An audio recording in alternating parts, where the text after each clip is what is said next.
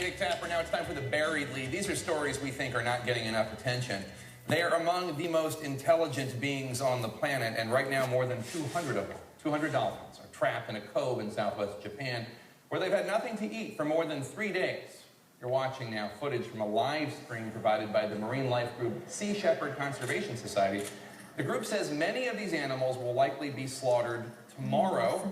Others will be sold into captivity at marine parks and aquariums around the world. It's all part of an annual event, the Taiji dolphin hunting season. The Japanese have long defended the practice as a local custom, no different than the slaughter of any other animal, any other meat. But Caroline Kennedy, the recently installed U.S. ambassador to Japan, recently tweeted she's deeply concerned by the inhumaneness of drive hunt dolphin killing. She's not alone in her apprehension. In 2009, the Oscar-winning documentary The Cove documented the hunt through use of hidden cameras. Well, and that film sparked an uproar. I'd never seen so many dolphins before. The Japanese people don't even know about it. They said if the world finds out what goes on here, we'll be shut down.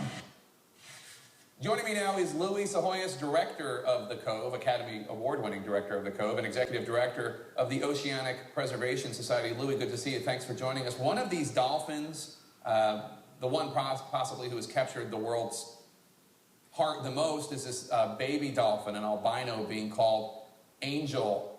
Tell us about that animal and the impact it's having for your cause. Well, it's a 1-year-old female dolphin. It's actually a calf. It was still being nursed by its mother. And the mother actually committed suicide. It spent about 6 or 7 minutes looking for its calf while it was ripped away by the fishermen, and it was doing spy hopping where it comes up out of the water and was vigorously looking around, and after 6 or 7 minutes it got too stressed and swam to the bottom of the cove, and Rick Berry says committed suicide. That's typically what these animals do when they get severely stressed. Louie, go ahead, I'm sorry. No, and so this animal is now doomed to a life of captivity. It's at the Taiji Whaling Museum right now, and it's become part of a freak show. It's a very rare dolphin, but this animal that's been, being taught how to feed is now being forced to, do tricks for human amusement. So it's a travesty, really. For those who are not familiar with the opposition to what's going on there, explain why the U.S. Ambassador, Caroline Kennedy, explain why you are opposed to what's going on, why this is different from any fisherman doing their job. Well, it's morally reprehensible almost on every level. The fishermen claim that they're using it for food. They issued a statement 2 days ago saying it was being used to feed their grandmothers and their poor families. Well, none of the fishermen there are poor by any stretch of the imagination. And this meat that they're using, all of it's toxic. We've had it looked at, we've had it measured for mercury. It has some of it has 2,000 times more mercury than allowed by Japanese law. This meat that they're feeding to their poor mothers and grandmothers and children is poison. So on that level, it's morally reprehensible. But these animals are very sentient, intelligent. They have bigger brains than humans, and they have more spindle neurons that are associated with complex emotions. They hang out with their mothers sometimes for life.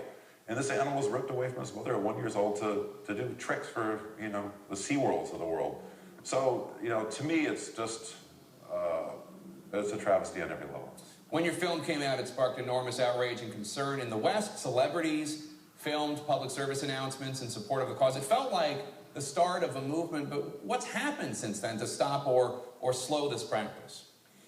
Well, there's been several countries that have now banned the import of wild dolphins for dolphin shows. Hopefully America's right on the heels. The SeaWorld and Georgia Aquarium are trying to import 18 beluga whales that were caught very much the same way as the animals in the Cove have been.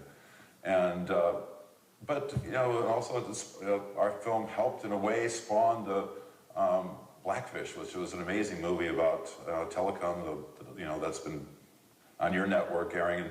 I think we're coming against this tipping point. You need about 16% of the population to really swing to the other side, and we're reaching that now, where people are now aware that these animals don't belong in captivity, that they're extremely stressed, and what you're actually watching when you see a dolphin show is a spectacle of dominance. You're not seeing education, as SeaWorld would have you claim. They're seeing these animals are actually being tortured. the food's being withheld so they can do those tricks for human amusement. They belong out in the wild, not at some concrete theme park. And Louie, lastly, how culpable is the West in this? These are, correct me if I'm wrong, but these are the same dolphins that appear in our zoos, our dolphin shows, right?